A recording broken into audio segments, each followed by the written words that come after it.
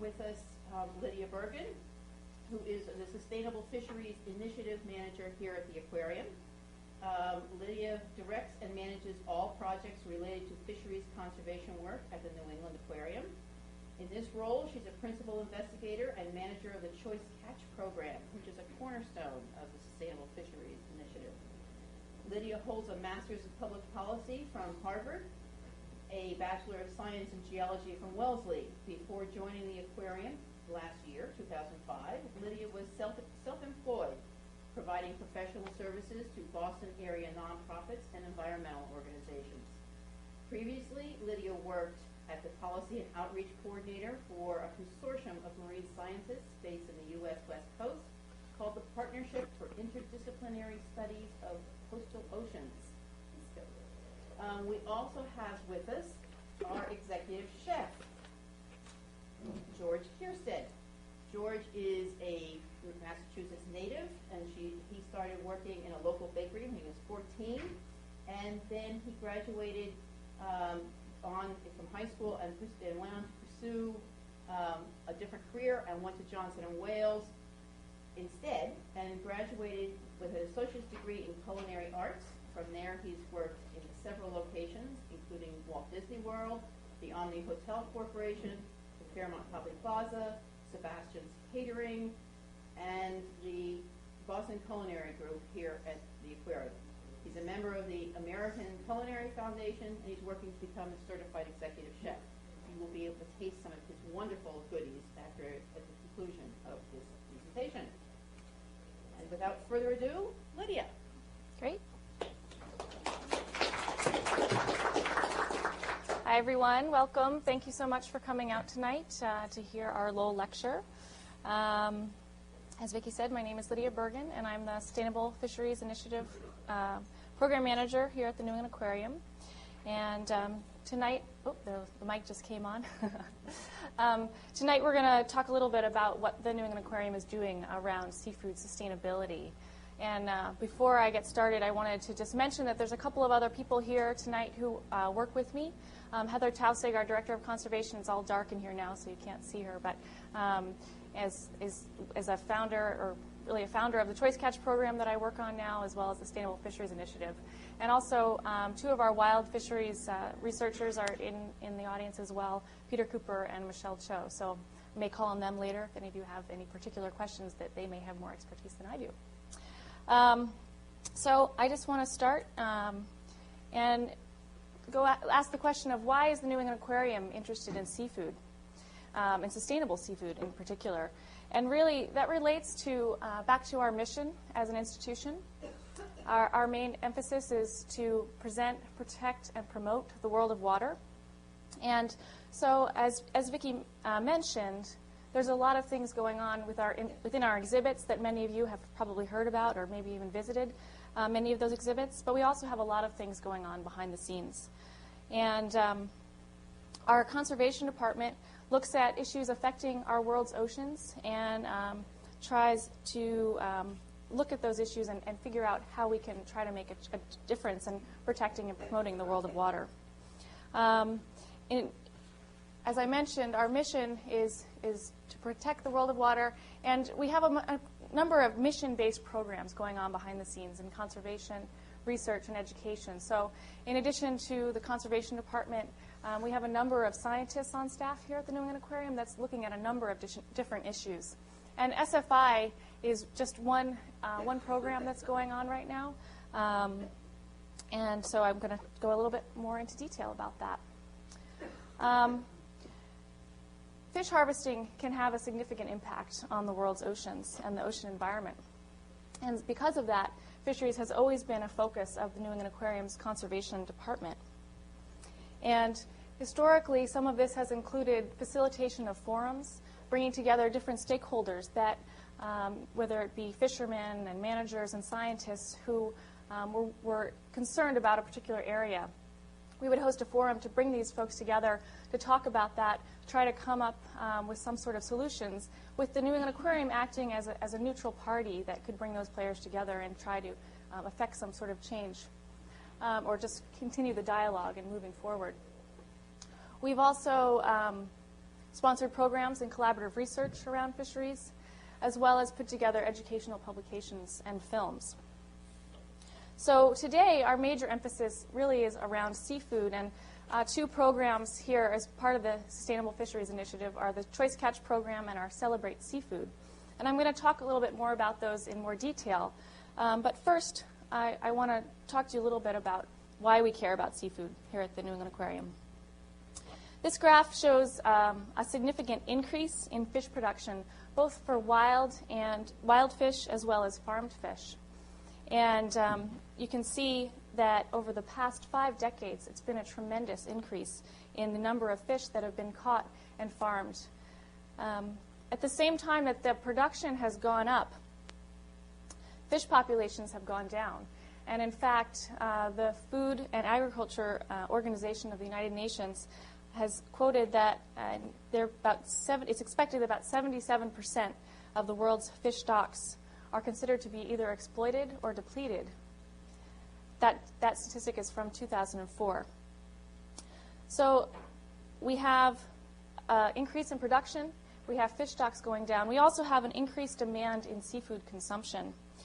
And since 1973, it's expected that seafood consumption around the world has doubled. And this is probably happening for a number of reasons. One of them being technology and an general improvement in technology, both around fishing. Our fishing techniques have become more efficient. We're able to harvest many more fish more quickly due to increased technologies around gear types that are used and the types of boats that are used as well.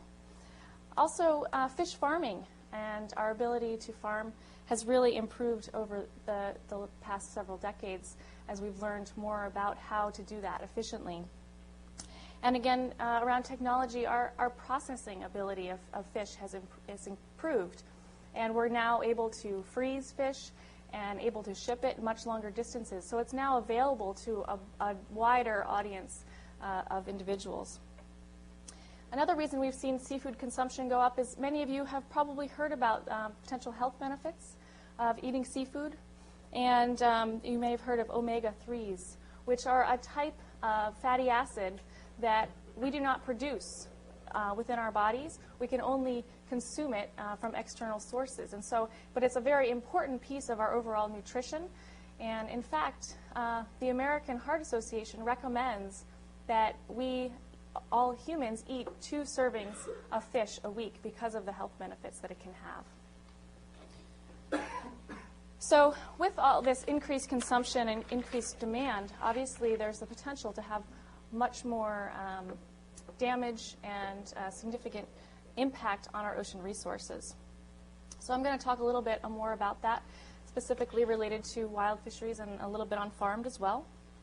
As I already mentioned, wild fish stocks have decreased worldwide, and both the numbers of fish as well as the size of fish has gone down. And that's a really important thing to pay attention to because one thing that's interesting to note around the biology of fish is that in general, bigger, older fish produce a greater number of eggs. And so they're more able to reproduce their populations and keep them healthy. As fishing occurs, we've tended to really fish out the larger fish. And with the decrease in the number of large fish, that's decreased the capacity for different fish populations to maintain themselves in the long term. You could imagine a scenario where, in fact, there were many big fish out there, and they were swimming around in the ocean, and they were able to reproduce, and we were able to harvest some of the smaller fish. So there is a potential vision for a sustainable fishery, but we need to be careful and be sensitive to the overall biology. I also wanted to mention bycatch. Bycatch is a term that refers to untargeted fish when we're fishing. So something, if we're dragging a trawl net or a scallop dredge, we may pull up things other than what we intend to. This is a picture of some unwanted catch in addition to the targeted catch. This is from a scallop dredge. You can see that there's a number of scallops in this picture, but there's also flounder, there's skates, there's sea stars, all things that cannot necessarily be marketed. And so we're concerned that the broader conservation community is concerned that if we have a significant amount of bycatch, that's going to have a broad impact potentially on the broader ecosystem. So another thing to look at around environmental impacts that wild harvest fisheries can have is ocean habitat destruction. And this is also a concern for the conservation community. When we think about the seafloor and the potential damage that can be done by different types of fishing gear, and by damaging sensitive habitat, we hurt the places where fish live, where they hide, where they breed, where they feed.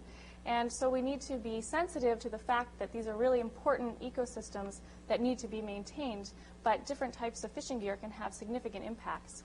Again, I'm going to talk a little bit about the scallop dredge. This is a picture of a scallop dredge, and you can see it's a fairly large metal, it's actually a chainmail bag. It's extremely heavy, and it's dragged across the ocean floor to gather the scallops. It can have devastating impact on the ocean floor.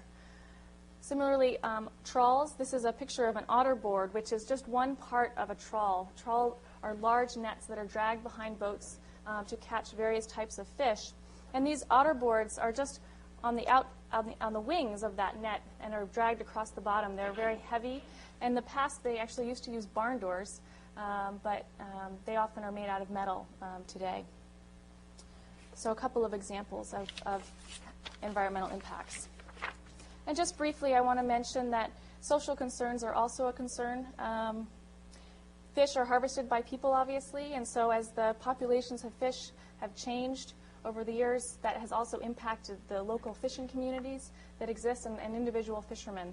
And so it's something else that we need to be paying attention to. Now I want to talk a little bit about some concerns around aquaculture operations, and I've listed several of them here on this slide. I also have a picture of a farmed Atlantic salmon. Salmon is one of the largest industries globally today.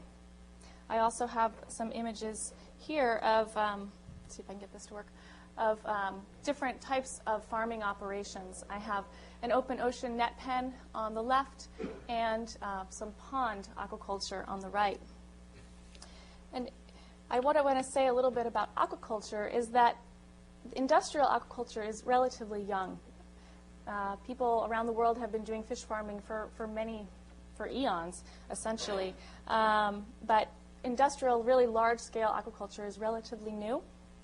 And it's made some mistakes along the way that have had some impacts on the environment. And in some cases, fish farms can be located in places that they shouldn't necessarily be. For example, a net pen could be, you can see that this is sort of located near a coastal inlet. And if it's a farm is sited in a place where there are no currents to flush the fecal waste or the feed waste that comes down, it can really have devastating impacts on the local environment. In other cases, in an attempt to maximize profits, some farms may have put too many fish into one cage or into one pond, and that has led to an increase in disease in those fish and the need for use of antibiotics, which is a potential concern. Another thing I want to point out about aquaculture is the fact that many fish that we farm, including salmon, are a carnivorous fish. And because they need to eat fish to live, we have to harvest fish and turn it into fish meal that we can then feed to them. And there's some concern that these fish that we are harvesting to feed and turn into meal may not necessarily be able to be sustainable in the long term. But the other thing I just want to mention is that some farming operations are better than others. And some have learned from the mistakes that have been made in the past, and others are continuing to fumble along. But there are distinctions, and different farming operations are doing things differently.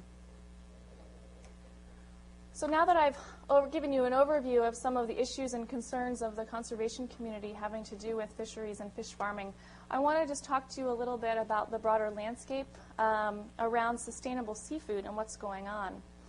And the seafood choices movement is something that it's sort of a collective term for what a number of organizations around the country and around the world are doing to look at seafood issues.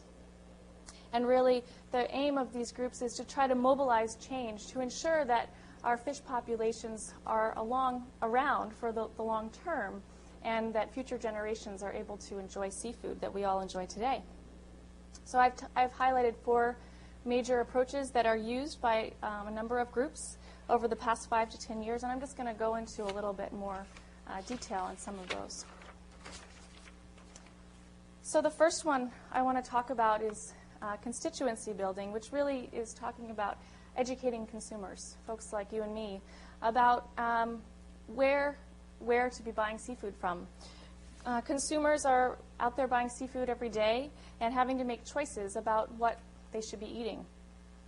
So the aim of these efforts is really to try and raise awareness among consumers and hopefully shift demand ultimately to more environmentally responsible choices. One of the most effective tools in this area has been pocket guides or seafood wallet cards. And I've put 3 here that are sort of the most predominant ones out there in the market, and you may be familiar with some of these. Monterey Bay Aquarium, they have a Seafood Watch program. There's Blue Oceans Institute card, which is formerly the National Audubon Society program, as well as, the Environmental Defense's Pocket Selector. And what these guides do is they categorize different species of seafood as either red, yellow, or green. And that is based on how sustainable or environmentally responsible these choices are, and trying to simplify a lot of information. And you probably can tell from my quick overview of some of the issues, it's very complicated, and distinguishing between what's the right seafood to eat can be very overwhelming for a consumer. So what these cards try to do is simplify all that information into individual slots that somebody can look at and quickly have a sense of whether that's a good or bad thing for the environment. And so they're a fabulous tool for consumers. The one thing I'll just mention is that they also, because they have so much information in a small space, they can tend to oversimplify the issue. And because it's such a complicated issue, sometimes it may not be as easy as what's on the card. The next thing I'll talk about are issue campaigns. And really, this is just another form of constituency building. And but what they do is they try to look at one at-risk species and put together a targeted effort to try to change practices within that fishery. And one thing also that these campaigns have done are targeted chefs instead of consumers. And the advantage of targeting a chef is that chefs they buy a lot of seafood. They are able to talk to their suppliers, where they're getting their seafood from, about environmental issues. And they also are talking to their customers. And so they're really a great sort of middle person intermediary that can talk about these issues. And what I'll just mention, there's swordfish, Chilean sea bass, and caviar are the 3 examples I have here. And all of these different fish stocks were at risk when the campaign started. And they were also very highly priced. And so one thing I want to mention is that because they're so valuable, all of these fish, there's a potential for illegal markets to emerge and illegal fishing to occur.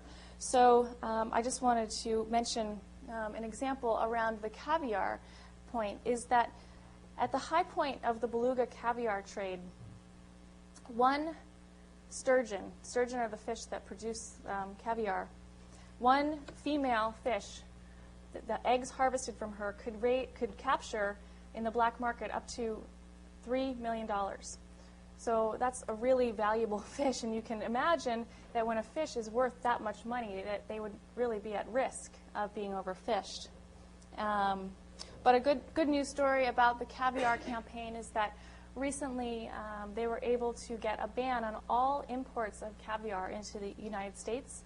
And this was a major coup for this campaign because the United States at one time was buying 80% of all of the caviar in the world. So these campaigns definitely have the potential to have a huge impact. So another approach I just want to touch on is certification. And certification systems, like I have here, the Marine Stewardship Council, and this is specifically targeted towards wild fisheries. And on the right side, I have a standard around shrimp farming that was developed by the Global Aquaculture Alliance that in both cases, that's so focused on farmed species, in this case shrimp. Certification schemes try to set standards for whatever fishery it is that they're looking at. And once they set those standards, they do analyses of those individual fisheries, and if they pass those standards, if they meet those standards, they're then given a stamp of approval as that particular product being certified. And for the Marine Stewardship Council, as I mentioned, looking at wild fish stocks, this was an effort that was actually put together through WWF and Unilever, which is a major corporation that sells a lot of seafood. And it's known to be really the only eco-label out there for wild fish. The GAA shrimp standard here is an industry effort where the industry is trying to regulate themselves and set standards.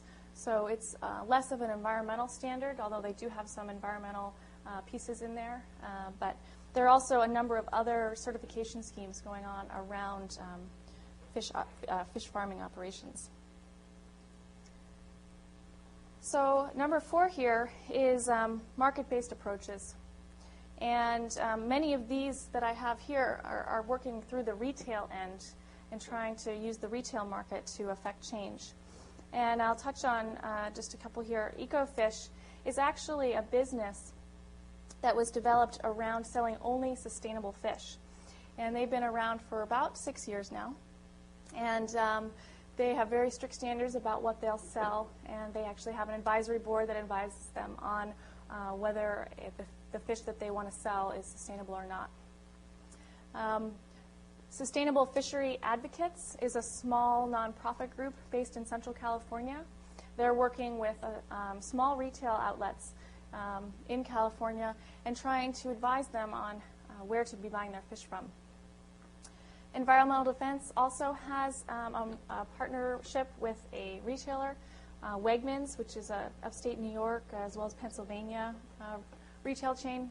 And they're working with them mostly right now around looking at their farmed salmon.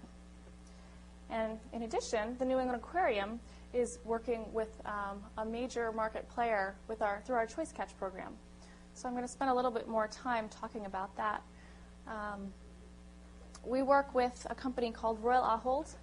They're a Netherlands-based company, and they're the 4th largest retailer in the world today.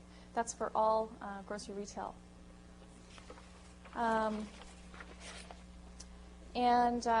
What I find really interesting about this program is the fact that Royal Ahold actually came to us. They were interested in improving the sustainability and the traceability of their seafood products, and they recognized that we had the potential to be a neutral party based on the work that we've done historically, and so they looked to us for how they might try to do this. We had never done anything like this before here at the New England Aquarium, but we quickly realized the potential for a project like this, and after about a year in 2001, we formalized an agreement with Royal Ahold's USA subsidiary, Ahold USA. Ahold USA operates 800 retail grocery stores in the northeastern United States, Stop and Shop. One of our local chains is a part of that company. And the stores are stretched from Maine down to Virginia and out to Ohio, so basically covering the whole Northeast. And they serve approximately 20 million customers a week and are purchasing a tremendous amount of seafood. And they're actually one of the largest buyers of seafood in the United States. So why did they do this, and what are sort of the objectives of this program?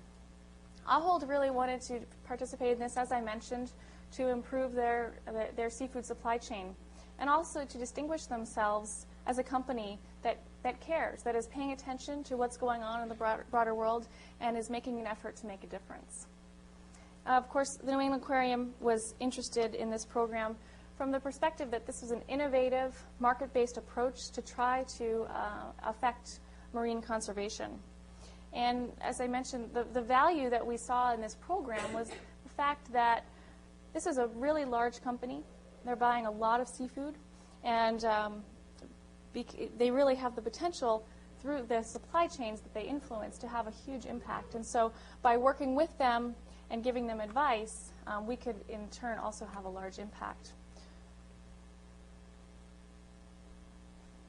So I just wanted to talk a little bit about our approach for this program.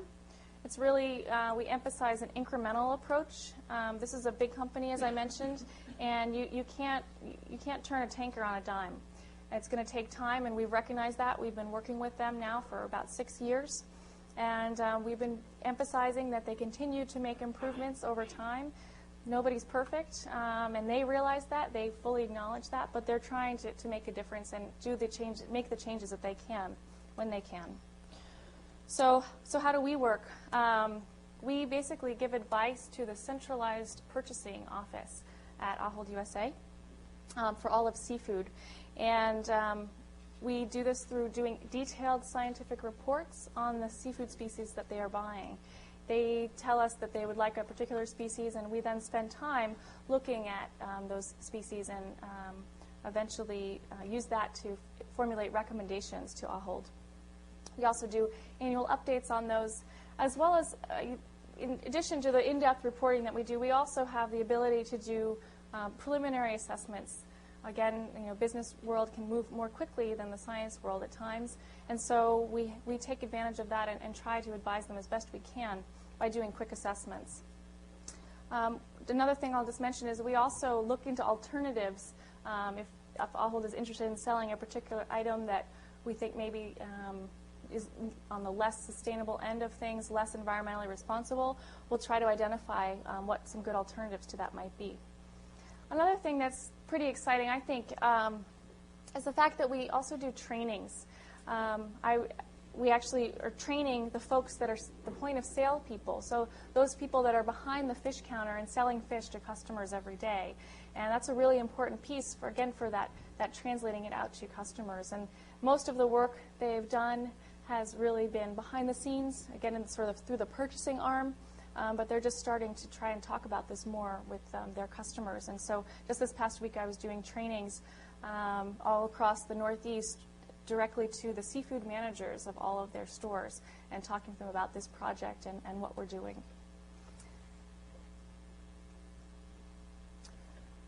So now I'll just go briefly over a little bit of our methodology of what we're trying to do. I mentioned already that we conduct in-depth research and write reports that compare individual stocks. And a stock in this case refers to a distinct unit of a species, and whether that's how it's managed or it's a distinct population. I'll give the example of cod. Cod is a fish that's found in the North Atlantic. It's found off the Georges Bank. It's in the Gulf of Maine. It's also in Iceland. So each of those are distinct areas that are managed. And so we actually took the time to look at each individual one of those areas and then compared them. And we compared them using our decision ranking tool and used that to formulate recommendations. Very similar process for our aquaculture program. We have species-specific sort of modules that we develop for any particular species. We've developed recently one on farm salmon. And we then use that to compare individual operations or individual farms. So different than looking at individual stocks, we're looking at individual farms. And similarly, we have a ranking tool that we use to compare these and then use that to formulate our recommendations. And this is just a brief overview of the criteria that we're looking at when we're going over that information and trying to compare the stocks and what we use to formulate our decision ranking tool. And you'll notice that these are very similar to the types of issues that I talked about at the very beginning that we're trying to pay attention to. What I want to emphasize here is this is not a certification program. I mentioned earlier the Marine Stewardship Council, which sets standards that once they cross that line, a certain fishery will get a stamp of approval. We're not giving any particular fishery a stamp of approval. Instead, we're saying that we want every fish, we identify that there are good practices and bad practices, and we want to try to encourage the industry to move towards those best practices. So for example, on this diagram here, it's very complicated. I know you probably can't read the details of it, but that's not really the point. The point is just to show you an overview of sort of how we try to work through some of these issues, these very, very complicated issues, as I pointed out already. And we have a scale here from minimal to best. We also have the potential for a DNB, which is a do not buy. And we look at all of these different factors. This is for aquaculture as an example. And each row is trying to look at each of these different impacts. And each box, we have one box here, in each of these boxes in all the rows is the same. But basically, I'll show you how different farms might rank out. So we have farms 1, 2, and 3. In the first box, looking at farm management, farm 1, they sort of they did okay, so they got sort of a middle ranking.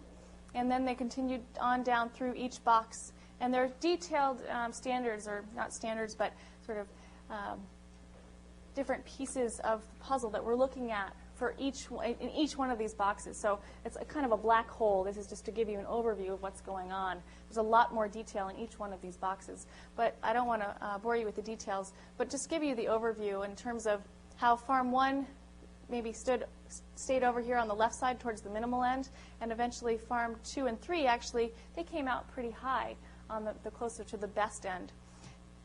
What we see as an advantage to this sort of ranking methodology is the fact that if you look at farms 2 and 3, we might say to Ahold, you know, we did this ranking, we compared them, and farm 3 really is the best farm out there, and you should probably get all of your fish from them. And they may say, that's terrific. Are there any alternatives? Because they don't have all the supply that we need. We actually need more fish than that. And we can say, well, actually, yes, farm 2 is a very good alternative for you. The other thing that might happen with something like this, and you can sort of see it in this graphical representation, is that farm 2 Ahold may shift over to, may have been purchasing from farm 2, but then decides to go to farm 3. Farm 2 might say, well, what happened? We would like to get Ahold's business. What can we do to change? What can we do to improve to get your business back? And so we could actually look at this and say, well, within your impacts on other species, you did something that we identified as not as good as farm 3. But if you change that, if you improve that, there's the potential for Ahold to go back and start purchasing from you. So you can sort of get a sense for how we're trying to utilize the market and utilize competition between individual operators to try to use that market power. And again, this is sort of a different representation of the same thing I was just talking about. We have our decision ranking tool here at the top. We then give that to a third party who does an audit for us and collects all of the data from the farms because Ahold has requested it from them. And then we use that. We use all those numbers and we put them through our decision ranking tool, which I just showed you, and Ahold will then come up with a decision. And again, I want to emphasize that what we do is give recommendations. Ahold does not have to listen to any of the recommendations that we make, but in most cases, they do.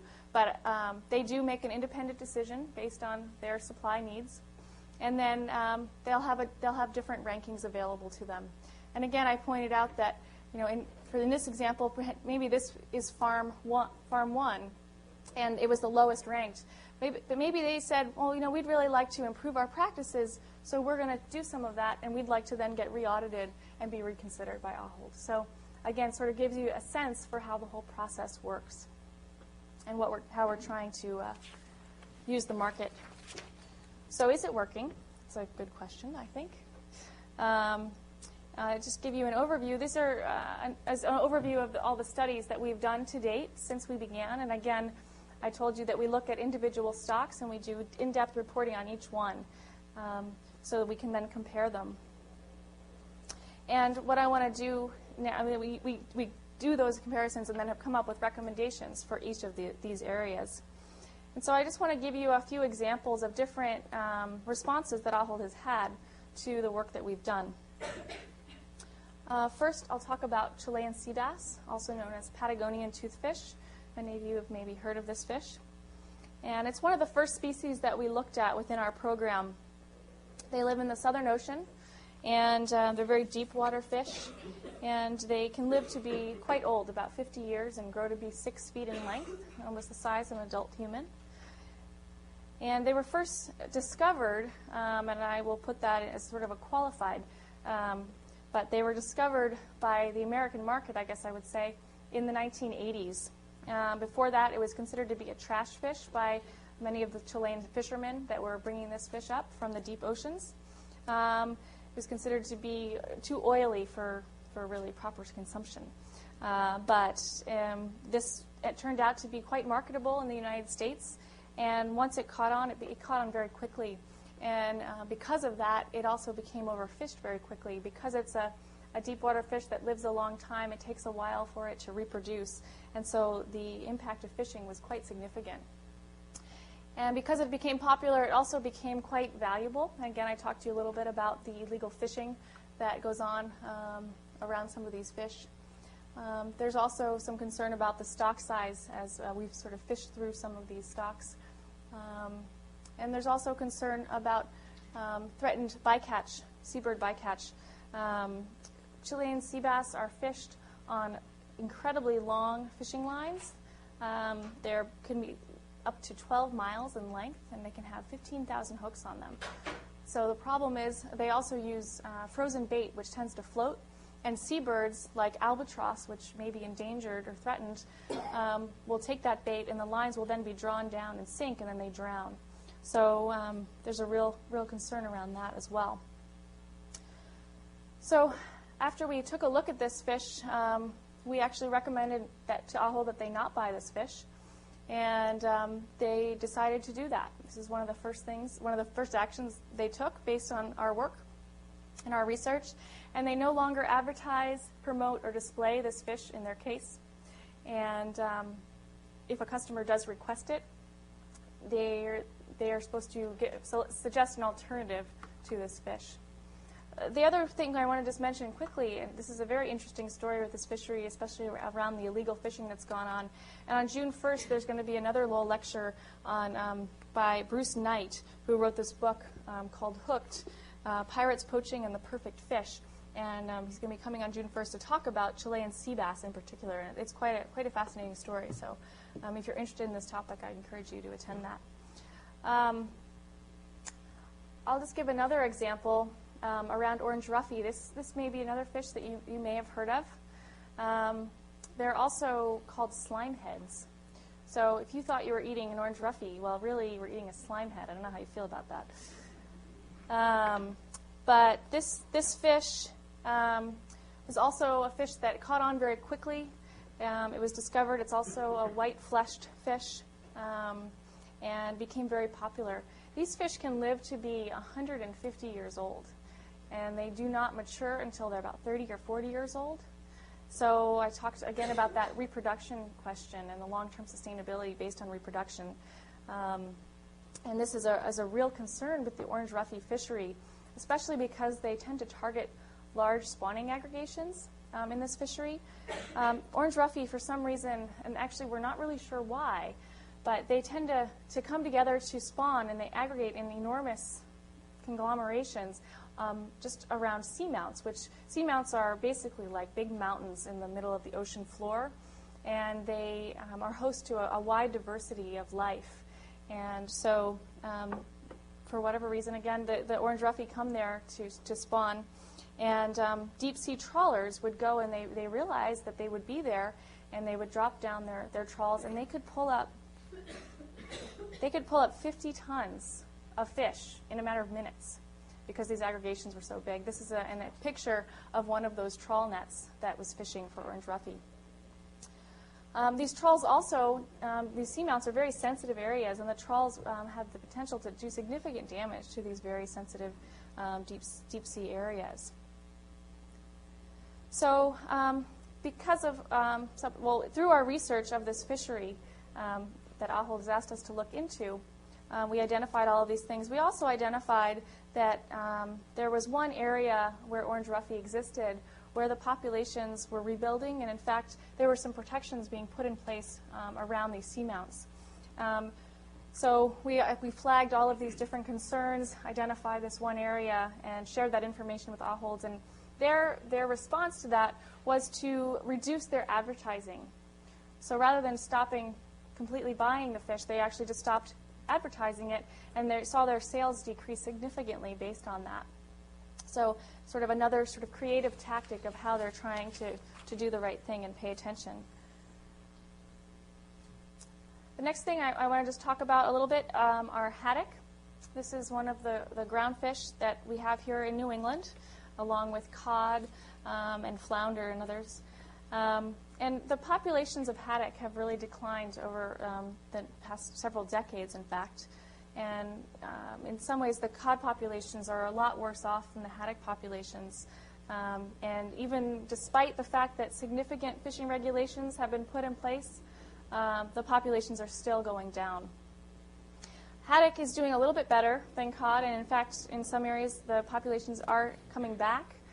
They're still much, much smaller than they once were, so we're still keeping a careful eye on them.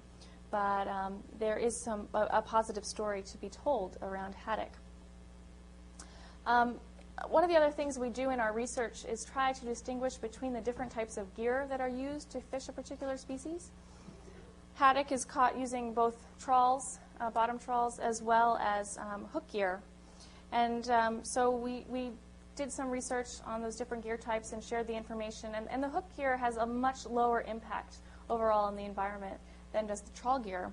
And when Ahold saw that in the report that we shared with them, they said, well, hey, that's interesting. What if we did something around that? What if we tried to only get fish from this more environmentally responsible gear? So Stop & Shop in particular came up with a promotion that they did last fall, and if any of you shop there, you may have seen this. This was a brochure, and I have a copy here. This was a brochure that they had in all of their stores that were selling only hook-caught haddock. And what they have inside of this brochure is also a little story about the fishermen that they actually contracted with 3 fishermen down in Cape Cod, so local guys, and they went out every day in their small boats and caught haddock for Stop & Shop. So that's just another example of what this company is trying to do to try to pay attention and make a difference. So finally, I'll just give a fourth example around farm-raised salmon and what we're doing. I talked a little bit about the broader issues around aquaculture. And industrial salmon farming, again, is pretty young and grew quickly. And there were a lot of problems associated with it, which I've highlighted some of them here. And because of these problems, there became a very well-developed campaign against farm salmon from some members of the environmental advocacy community. And this really was very effective at raising customer awareness around some of these problems that do exist. But again, the point I want to make here is the fact that some farms really have made changes and they have made improvements, recognizing all the mistakes they made in the past and are trying to do a better job. Even in the past 2 or 3 years, there have been some major improvements in how these salmon are being farmed. And so what we're trying to do with our program, and I sort of showed you some of this already, but was we've developed our purchasing guidelines for Ahold as they look at each farm that then tries to make those distinctions that I pointed out and identify the ones that are doing the best, and then encourage the industry to continue to make those improvements over time. There's always room for more improvement from our perspective. So is it working? We think so. We've seen a lot of positive changes come out of this program so far. And we're excited that the company is starting to do trainings and talk about this more with all of their associates. And they're also starting to talk about it more and more with their suppliers. And this is, again, getting back to that point of trying to affect the supply chain in both directions. And we're really seeing that's starting to happen. They're also, we're encouraged to see that they're sharing more and more proprietary information with our organization as we try to find out what exactly they are doing and look at that accountability piece of the changes that they're making. And trying to continue to see that forward momentum. And I wanted to share this graphic with you to give you a sense for the real shifts in attitude that have happened in the industry over the past just 5 years or so. There's really been significant changes. A lot of retailers and others are trying to make a difference. And Ahold was really one of the first to try to do something about this and try to pay attention as a big company to these issues. So just quickly, some of our next steps. We're going to continue down the path that we're on. One of the things that we're trying to do right now is to expand our program to include other large buyers of seafood. This could be other retailers. This could be food service representatives. This could be restaurants. So we're looking broadly to try to continue to use our technique and our approach to try to influence the broad-term sustainability and environmental responsibility of seafood. So next I wanted to just touch on a little bit our Celebrate Seafood initiative here at the New England Aquarium. And this program is really an outgrowth in a lot of ways of our Choice Catch program, which has been going on for many years. And what we're trying to do with this is bring a lot of the work we've done external to the aquarium in-house and trying to pay attention to a lot of these issues where we've learned so much about and apply them to ourselves. And so we've done that in a number of different ways, through websites, through our food service, as well as through special events. And I'm just going to touch really quickly on some of those. First of all, our Fish of the Month. This was really a response a couple years back to a number of inquiries from folks like you all, our visitors, who were asking, what can I eat? What kind of seafood is okay? And so we decided that it would be a good idea in terms of promoting seafood that we put together a web page that talks about some of the really good options out there and shared information about some of those, as well as providing recipes for people so that people knew how to cook maybe some of these alternative fish that they may not have tried before. So just a couple of recent developments in this area.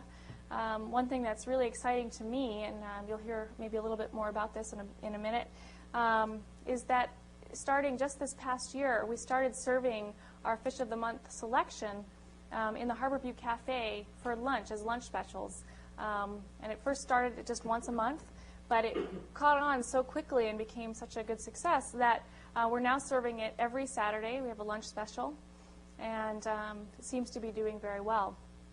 We're also expanding this promotion to aquarium members, and I have a scan here of a discount that you get in your membership packet. This little card comes in every membership packet, and you also, on the back side, have a $2 coupon off our Fish of the Month lunch entree. So trying to expand this into the broader community of the aquarium. Another exciting thing that we're working on right now is trying to develop an exhibit around this. We are an aquarium, and one of our major missions is exhibitry. So we're trying to connect this work that we're doing outside the aquarium to our exhibits as well.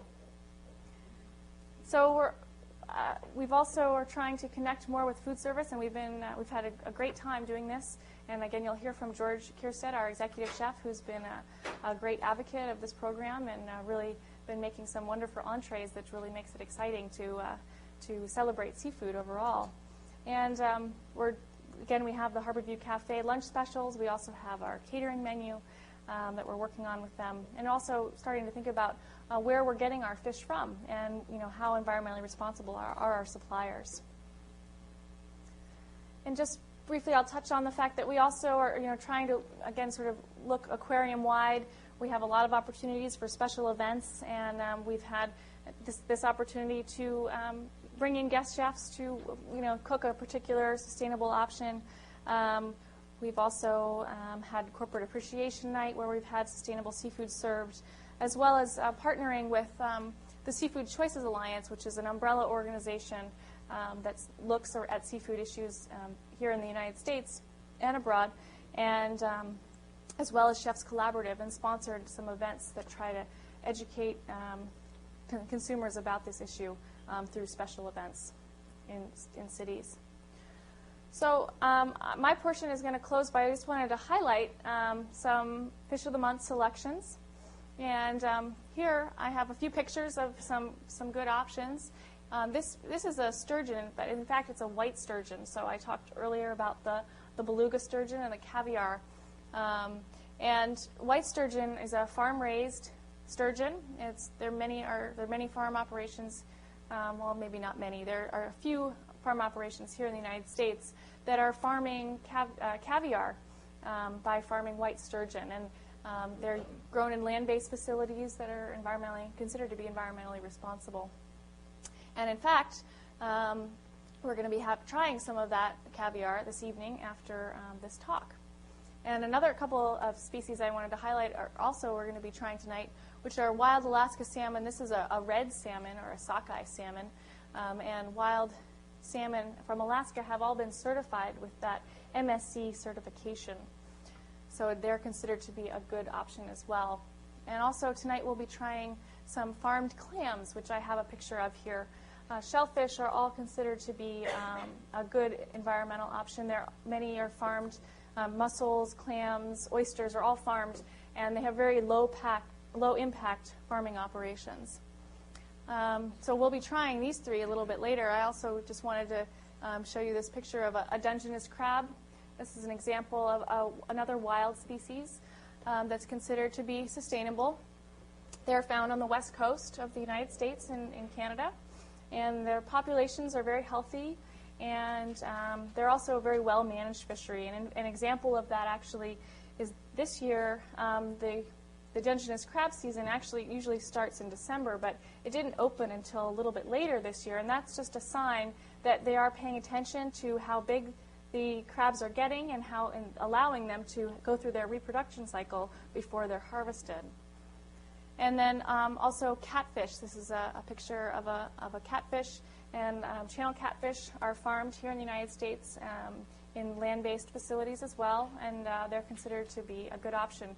They're also a vegetarian fish, so they don't have that concern around the fish meal that I mentioned. So here's our website, and and I've also listed a bunch of the other Fish of the Month selections here for all of you to take note of. And one thing I just want to highlight is that I'm a little bit hesitant to put this up there for you because things change, and things can change very quickly in this area. And one of these wild stocks that I have listed, tomorrow I could find out that something's happened where it really is no longer and really would be considered environmentally responsible. So it's really tough to put together a list like this because things are changing so much. But it's sort of the best information that we have right now, and it's certainly not everything out there that would be considered a responsible choice, but it's a scattering of some of the ones that we've used in our Fish of the Month program. So that's the conclusion of my talk, and I just wanted to pass the mic over now, I guess, to George Kierstead, our executive chef, and I've just listed some of the tasty treats we're going to get in a little bit. So, George, why don't you come on up? Good evening, everybody. When I first started here in the aquarium, I came from the hotel business, and I came from working in various restaurants throughout the area. And, the last thing that came to my mind was thinking about the fish that I actually purchased, and, if it was, the right choice for environmental reasons. Most chefs, when we think about it, we're thinking about quality, freshness, cost. Cost is a pretty big, piece of our equation when we're figuring out menus. So, to partner up with Lydia in the conservation department last spring was really an eye-opener for me and for my culinary team. Anything that we learn, we can pass down to everybody, from colleagues to people that work for us, to other chefs in the area, to our friends. And it's a good idea to do that because if you keep on thinking, as Lydia said, if everything depletes the way it is depleting, are we going to be able to have any fish to put on the menu in 5 years from now, 2 years from now? Who knows how long it's going to take? So, excuse me. back in 2005, as I said, we did partner with the Conservation Department, and Lydia did come up with the idea of bringing up a Fish of the Month in the cafe.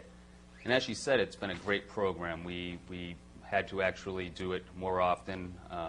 We ended up doing it every Saturday of the month instead of just, the third Saturday of the month.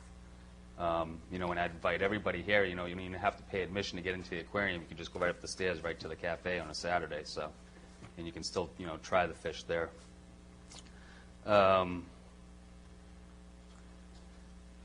Another direct result, from this whole program that we've had is not only the educational aspect, but it gave us the ability to look at our menus in all aspects. And as Lydia said, we're actually putting an insert into our banquet menu, into our catering menu, which highlights all of the conservational fish choices that we have. And it's a great idea for potential clients to come in and take a look at it, and they'll have the option to be able to choose a fish that will be more sustainable and a better choice. And we also will be able to give a little education to them and let them make the right choice, and hopefully they will. I mean, in one part of the menu you'll have your normal choices, and then another part of the menu you'll have some eco-friendly choices, and it's a good idea. It's nice. I really don't have too much more to say. I just wanted to come up and kind of give you the idea, where we're coming from as a food service industry. I do work for Boston Culinary Group. We manage many different venues throughout the United States, and every year we have an annual managers meeting. I will be bringing this idea as a representative of this initiative, and I will be bringing that idea down to the meeting down in Florida this May. So I'll be spreading the word, and I hope that everybody here that listened to today's talk will also be spreading the word. So it's a good thing, and everybody should be taking advantage of it. It's a thing that everybody should be at least thinking about.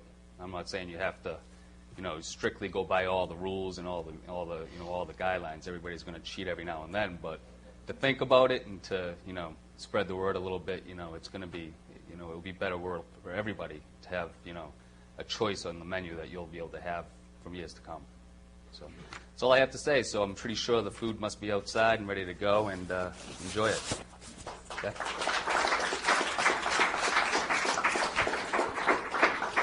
Are there any questions for either Lydia or George? Yes.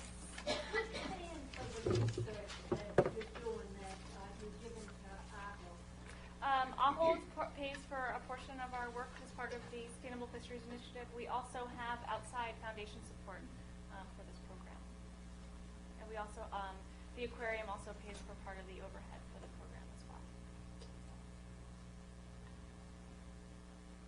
I wondered if you could comment just briefly on the main international issues and whether or not there is any cooperative organization to control. I'm sorry, the international issues? Yes, whether the main problem is international fishing, whether they're controlled, not controlled. Yeah, that's a really good question. A lot of these fisheries that I touched on tonight are held. Sorry, turn this mic. Are held in international waters, and so there are different management organizations that are organized around in some of those areas. But there are also holes in that. And one of the biggest issues, actually, I refer to illegal fishing, but the fact that it's really hard to enforce fishing in those open waters out in the middle of the Pacific Ocean or the Atlantic Ocean. And so that is a big concern in terms of the enforcement piece. And there are different techniques that are being used. There's remote vessel monitoring that some fisheries and some governments have put in place to watch where the boats are going so they can see whether they're fishing in waters that they're legal to be fishing in. So there are some different approaches to do that, but it's not a perfect system. Yes? You mentioned about this environmental sustainable fishing, and I'm wondering in the case where if you put up some of these things and let's say the general public says, okay, we're going to go for that fish, and are sustainable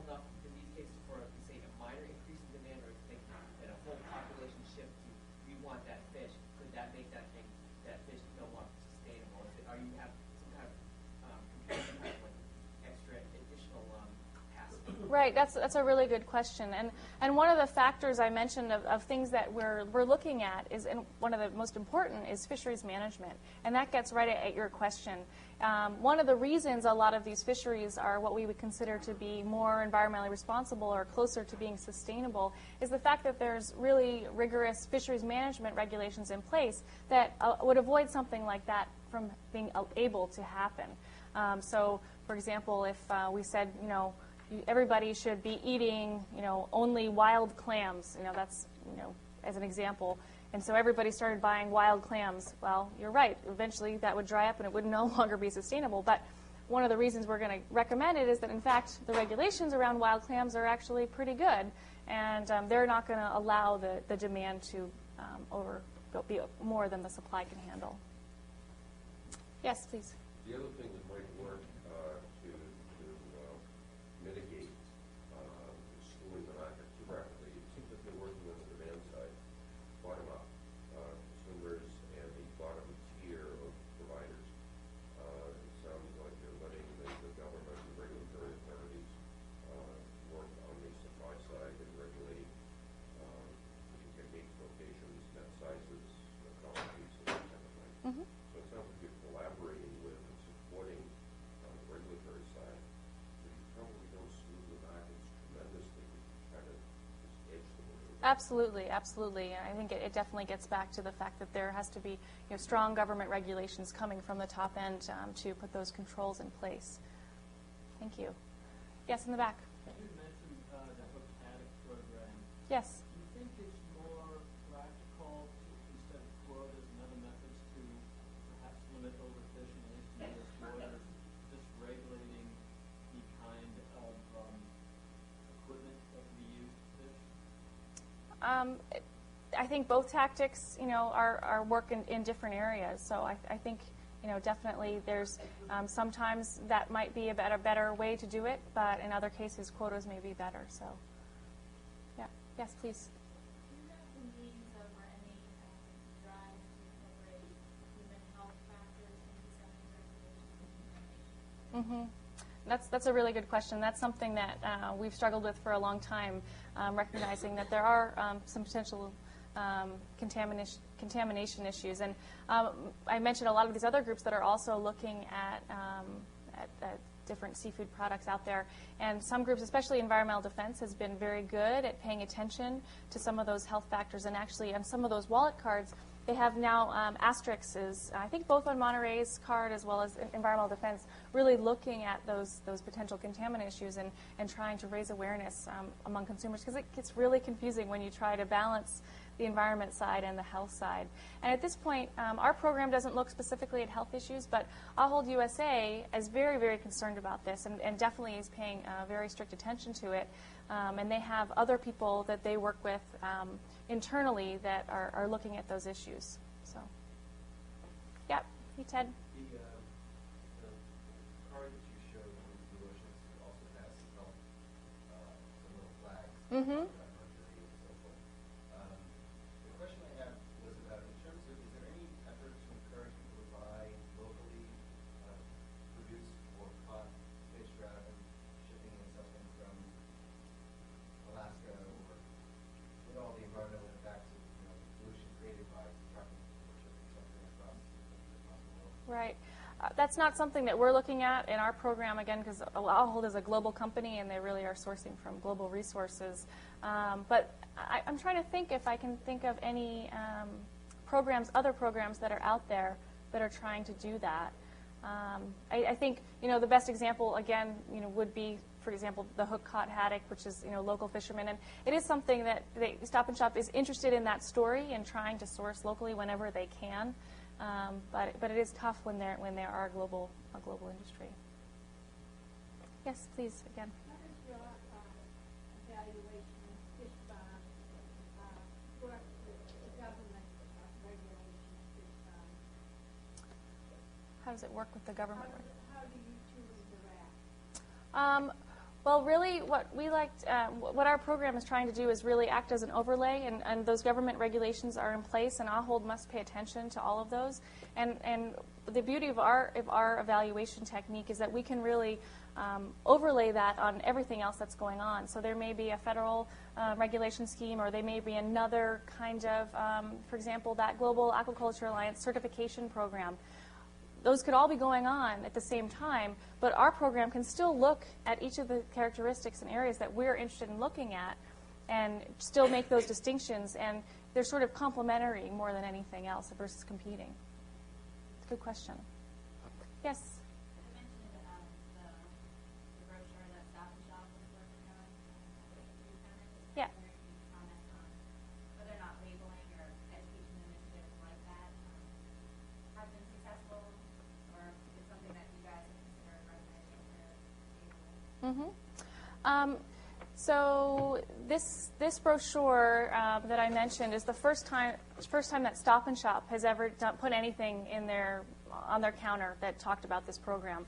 Some of the other sister companies, Giant, for example, down in the Pennsylvania area, actually did roll out our program a few years back, 2 or 3 years back, and put labels on all of their seafood counters talking about the program, and they had brochures also talking about the program. And they actually did see an increase in sales based on that. So that's one of the reasons that Stop and Shop is now doing programs like this promotion and starting to think about sharing more information with their public. So, well, thank you, everybody, for coming, and please enjoy the appetizers. Great. Okay, thanks. Thank you all again for coming, and we hope to see you again in one of our future Lowell lectures. Enjoy the food, get your parking validated, and have a good evening.